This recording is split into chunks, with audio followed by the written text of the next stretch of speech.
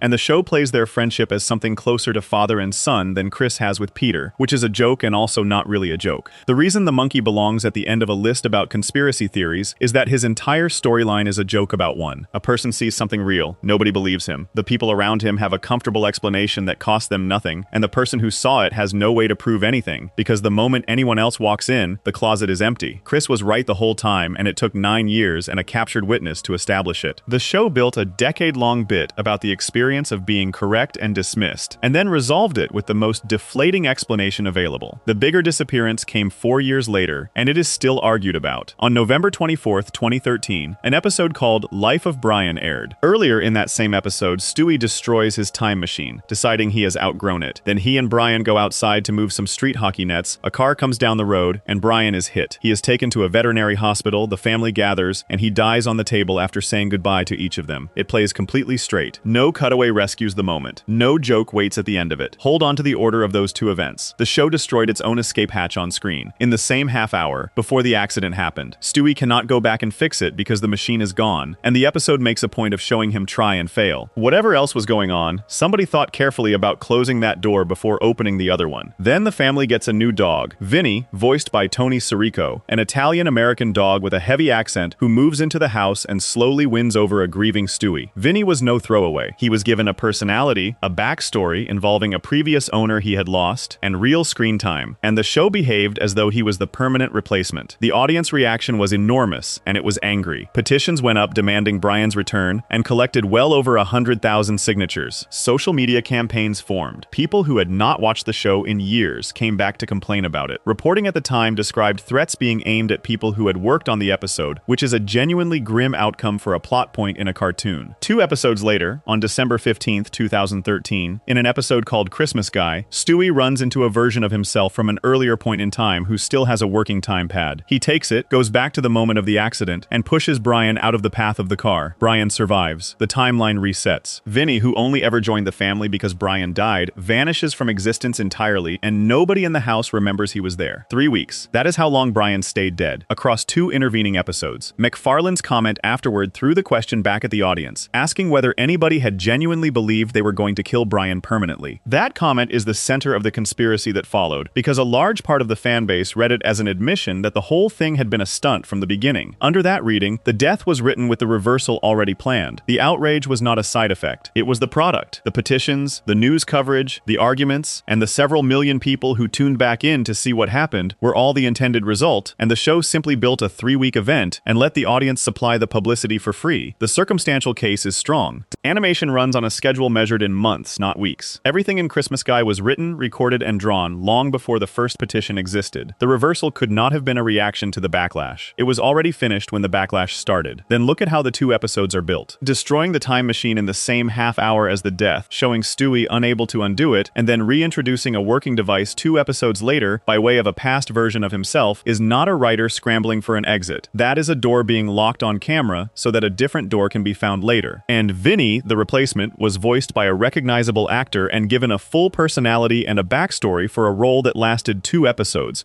which is a considerable amount of work to put into a character built to be erased. Nobody involved has ever confirmed any of that. One of the show's executive producers said at the time that the idea got pitched in the writer's room, caught fire, and struck them as a fun way to shake things up. That statement can be completely true, and the stunt reading can still be correct, because a production can want a real emotional reaction and want the attention that comes with it at the same time. There is no document settling which came first, and the people who would know have no reason to say. What is not in dispute is the scale of what happened. A cartoon dog died for 3 weeks and it became international news, generated petitions signed by 6 figures worth of people, and produced threats aimed at the people who made it. Whatever the intention was, the result was one of the largest reactions the series has ever caused, and it cost the show nothing permanent at all. Brian and Vinny are only the most visible entries on a much longer list. Loretta Brown, Cleveland's wife, was written out of the series by killing her. Muriel Goldman was killed in a murder mystery episode and never came back. A second dog called New Brian was introduced and then eliminated by Brian himself inside a single episode, which is a strange thing to put in a show that would later kill Brian for real, or at least for 3 weeks. Recurring characters have simply stopped appearing without any acknowledgement that they ever existed, which is something the show can do because it has never committed to remembering anything in the first place. Family Guy does not retire characters. It removes them, and it almost never explains why, and it never treats the absence as a loss the following week. A show with continuity has to account for an empty chair. This show does not have chairs. The most consequential removal came from outside the the story entirely. In June of 2020, Mike Henry announced he was stepping down from voicing Cleveland Brown, a character he had played since the very first season and had also carried through an entire spin-off series. His stated reason was that a black character should be voiced by a black actor. The role was recast with Arif Zahir, who has played Cleveland since. That one belongs here for a specific reason. It is the exact opposite of everything else. It was not a plot decision, not a network decision, and not something anybody buried. It was a performer publicly removing himself from a role after 2 decades, and saying plainly why. Characters vanish here without explanation. Episodes disappear from streaming for 9 years. 3 versions of the same scene exist depending on where somebody watched it. This is the one disappearance with a clear, stated reason attached. It is also the only one nobody built a theory about, which brings this whole thing back around to where it started. Every story in this video runs on the same underlying fact. Family Guy does not have a fixed record of itself. The buried episode exists in 3 different versions depending on where it was watched. Jokes were cut by Fox and restored by Adult Swim, and restored again on DVD, so 2 people can watch the same episode and hear different lines. The town has 2 postal codes and a population that changes by 4 orders of magnitude. Characters die and undie. The past is available for editing at any time, and the show has never once apologized for it. That is exactly the environment conspiracy theories grow in. A conspiracy theory needs a gap. Somewhere the official story runs out, or 2 accounts of the same thing fail to line up. The gap is where the alternative explanation moves in and makes itself at home. Family Guy is made almost entirely of gaps. Somebody makes a claim about an episode, and checking that claim means working out which version they watched, on which service, in which year, and whether the scene they remember was in the broadcast or only on the disc. Frequently there is no clean answer available to anybody. Compare that to a show with tight continuity, where every episode is a fixed point and the record is stable. Claims about a show like that are easy to check, which means false claims die quickly and never build up. Family Guy offers the opposite conditions. The record moves, so a claim can sit unresolved for years, and an unresolved claim is the raw material for everything on this list. There is a second thing the show provides that most series do not, which is deniability in both directions. Because the cutaways are jokes, nothing in them has to be meant. Because the show is topical, everything in it is about something real. So any given scene can be dismissed as a random gag or elevated into a coded reference depending entirely on what the viewer needs it to be, and the show never has to pick a side. That ambiguity is not a flaw in the format. It is the format. It is also, without anyone planning it, the perfect conditions for a 25-year conspiracy industry. Put a creator on top of that who genuinely was booked on Flight 11, and a joke library large enough that some scene in it matches almost any event that has ever occurred, and the result is not surprising at all. Family Guy has spent 25 years producing evidence for arguments it never intended to be part of, none of which means the show is innocent exactly. It has fed the myth when the myth was useful. The Emmy mailer bragged about predictions its own creator was calling sensationalized in the same year. The show has always understood that its reputation for knowing things is worth more than the correction, and it has never worked very hard at the correction. A production that genuinely wanted the prediction talk to stop could stop it in about a week.